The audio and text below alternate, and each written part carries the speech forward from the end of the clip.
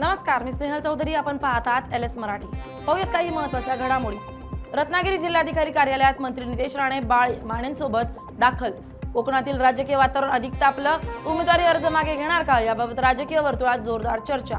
महायुतीचा धर्म पाळणार, मुलाचा अर्ज मागे घेण्यात येईल. आमदार प्रताप पाटील चिखलीकर यांची भूमिका.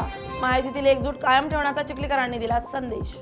नाशिक विधान परिषद निवडणुकीत मोठी घडामोड. बंडखोर उमेदवार अर्ज मागे घेण्याची तयारी. थोड्याच वेळात उमेदवारी अर्ज मागे घेणार.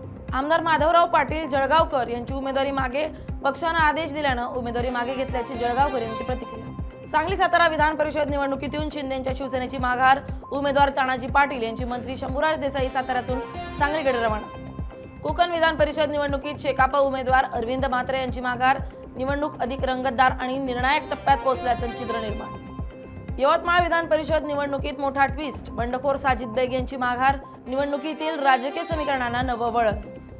आमदार अब्दुल सत्तार यांनी खासदार संदीपान भुमरे यांची छत्रपती संभाजीनगर येथील कार्यालयात घेतली भेट. सत्तार आणि खासदार संदीपान भुमरे यांच्यात चर्चा. ठाण्यात ज्येष्ठ माजी नगरसेवक दिलीप ओवळेकर यांचं अल्पशा आजाराने निधनानं शिवसेना परिवारात आणि घोडबंदर परिसरात शोककळा. पुणे अहिल्यानगर महामार्गावर भीषण अपघात. दुचाकीसह डंपर खाली अडकला. प्रसंगावधान राखत दुचाकीस्वाराला सुरक्षित काढलं बाहेर. या होत्या काही महत्त्वाच्या घडामोडी. पाहत रहा LS मराठी, सत्याची नवी दिशा.